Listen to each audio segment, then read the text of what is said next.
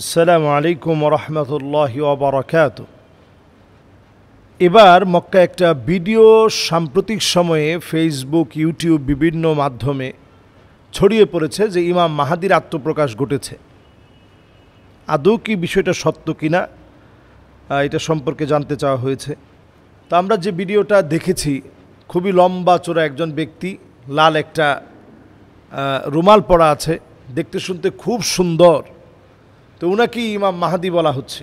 যুগে যুগে বহুবারই ইমাম মাহাদি আলাইহিস সালাতু ওয়াস সালাম আত্মপ্রকাশ করেছে, এটা অনেকেই বলেছে। এবং নিজেকে ইমাম মাহাদি দাবি করা, ইমাম মাহাদির তো শেষ নেই। সৌদি আরবে একবার ইমাম মাহাদি দাবি করা হয়েছে, সবশেষে গুলি চালানোর আগ পর্যন্ত সবাই মনে করেছে ইনি ইমাম মাহাদি। তো সৌদি গভর্নমেন্ট একটু দেরি করেছে গুলি চালাতে, কারণ যেহেতু ওমান দাখালাহু কানা আমিনা, এই জায়গায় যে প্রবেশ করবে সে তো নিরাপত্তার চাদরে বেষ্টিত হবে। এই জন্য এখান থেকে অনেক কৌশলে গরম পানিটানি মেরে, গরম পানিটানি দিয়ে তারপরে তাকে বাহিরে বের করা হয়েছে। ওইখানে যখন গুলি চালানো হয়েছে তখন সবাই বুঝছে যে ইমাম মাহাদি তো গুলি চালাইলে মরবে না, জমিন তার ওই শত্রুকে গিলে খেয়ে ফেলবে।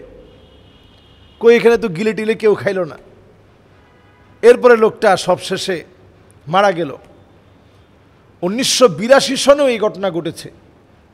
নতুন করে এই বছরে এই ভিডিওটি ফেসবুকে রিলস আকারে অনেক ছড়িয়ে পড়েছে যে এবার নাকি ইমাম মাহাদির আত্মপ্রকাশ ঘটেছে। এটা নেহায়েত ডাহা একটা ভুল কথা। এবং যেই লোকটাকে ইমাম মাহাদি বলে দেখানো হচ্ছে, ইমাম মাহাদি আলাইহিস সালাতু ওয়াস সালামের সূরত তো এমন হবে না।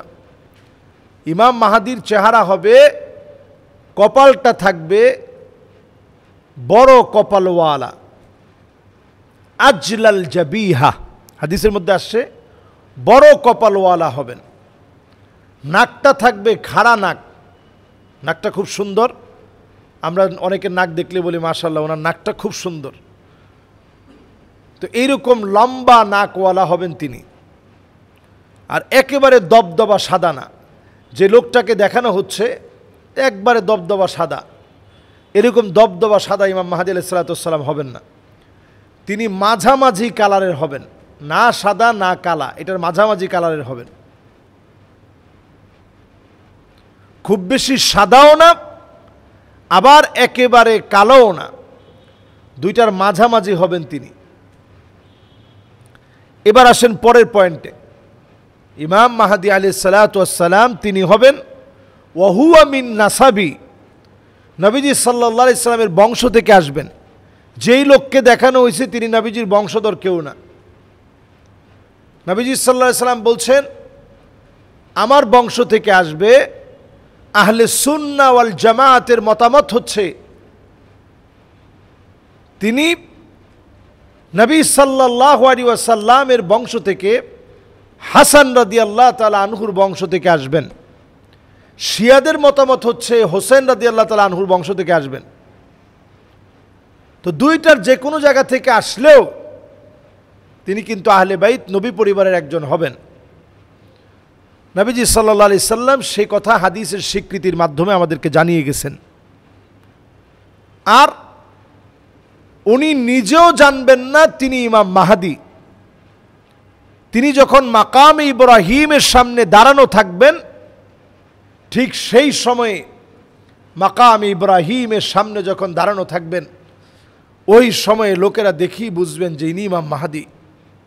লোকেরা বলবেন যে আজকের এই মাজলুম জনপদে জনপদে মার খাওয়া মুসলমানদের সাহায্যের জন্য আপনার কাছে বায়াত নিতে চাই। যদি বায়াত না দেন আপনার গর্দানে আঘাত করব, তারপরেও বায়াত না নিয়ে আমরা এক চুল যাব না। ইমাম মাহাদি আলাইহিস সালাতু ওয়াস সালাম বায়াত দিবেন। ইউসলিহুল্লাহু লাহু লাইলাতান ওয়াহিদা, এক রাত্রির ভিতরে আল্লাহ তাআলা গোটা দুনিয়ার ভিতরে একটা পরিবর্তন দিয়ে দিবেন। আপনারা বলতে পারেন এটা কিভাবে সম্ভব? আজকের আফগানিস্তান দেখলে আমাদের কাছে বোঝা যায় যে আফগানিস্তান কতটা দুর্বিষহ সময় পার করেছে। আল্লাহ তাআলা আজকে কোথায় তাদেরকে উঠিয়ে দিয়েছেন, তাদের মুদ্রার অবস্থান কোথায়, তাদের এক একটা পানীয়, বিভিন্ন কোলা যখন তারা বাজারে ছেড়েছে, পামির কোলা সহ প্রত্যেকটা প্রোডাক্ট সারা দুনিয়াতে এখন চাহিদা বেড়ে গেছে।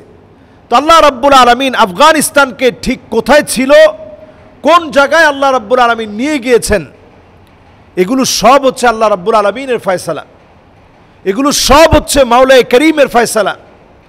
আল্লাহ রাব্বুল আলামিন চাইলেই এই সমস্ত সমাধান আল্লাহ তাআলা দিতে পারেন, যখন যাকে মনে চায় তাকে দিয়ে আল্লাহ তাআলা শক্তিশালী করতে পারেন। ইমাম মাহদী আলাইহিস সালাতু ওয়াস সালামকে দিয়ে আল্লাহ তাআলা মুসলিম বিশ্বের ইতিহাসকে আল্লাহ তাআলা পাল্টে দিবেন। মাজলুম মুসলমানদেরকে ঐক্যবদ্ধ করে আল্লাহ তাআলা নেতৃত্বের জায়গায় মুসলমানদেরকে বসাবেন। এক রাত্রির ভিতরে আল্লাহ তাআলা একটা পরিবর্তন দিবেন। শুধু তাই না, পরিবর্তনটা এমন হবে, জায়গায় জায়গায় মুসলমানদের বিজয় এমনভাবে আসবে, এই বিজয় কেউ ঠেকাতে পারবে না। এর 6 কিংবা 7 বছর পরে দাজ্জাল এই পৃথিবীতে আসবে। এখন দাজ্জাল আসার জন্য পুরোপুরি প্রস্তুত। বর্তমানে খাজারিয়ান যারা আছে, যারা সারা ওয়ার্ল্ডকে নিয়ন্ত্রণ করে, সারা ওয়ার্ল্ডের সমস্ত নিয়ন্ত্রক যারা, বিভিন্ন ধর্মাবলম্বীর বড় বড় যারা আছে, এরা সব মিলে দাজ্জালের অপেক্ষার প্রহর গুনছে, দাজ্জালের অপেক্ষার প্রহর গুনছে শুধু মুসলমানদেরকে চিরতরে শেষ করে দেওয়ার জন্যে। আর আল্লাহ রাব্বুল আলামিন দাজ্জালকে পাঠিয়ে দিয়েই তাদেরকে চিরতরে নিঃশেষ করবেন, মুসলমানদেরকে আল্লাহ রাব্বুল আলামিন চূড়ান্তভাবে বিজয়ী করবেন। সুতরাং আল্লাহ রাব্বুল আলামিন আমাদেরকে সতর্কতার সাথে কথা বলার, আজগবি বিষয়ে বিশ্বাস না করে জেনে শুনে তথ্যভিত্তিক, অথেন্টিক, নির্ভরযোগ্য কথা বলার, এবং ইমাম মাহদী আলাইহিস সালাতু ওয়াস সালামের নামে বিভ্রান্তিকর বিভিন্ন কথা বলে কেউ মনে করতেছে পাকিস্তানের মোহাম্মদ বিন কাসেম তিনিই ইমাম মাহদী, আবার কেউ কেউ মনে করতেছে আমাদের বাংলাদেশের নাটোরে আছেন,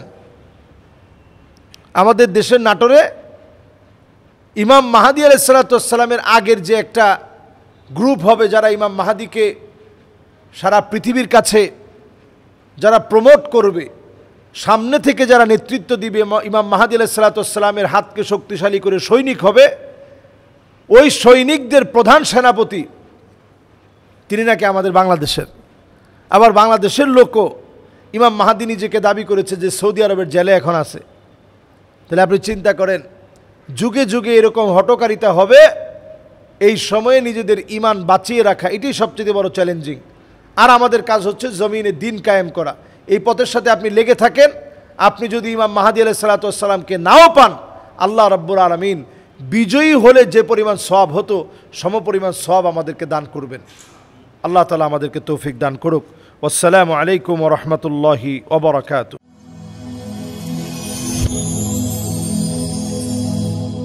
Rose TV 24.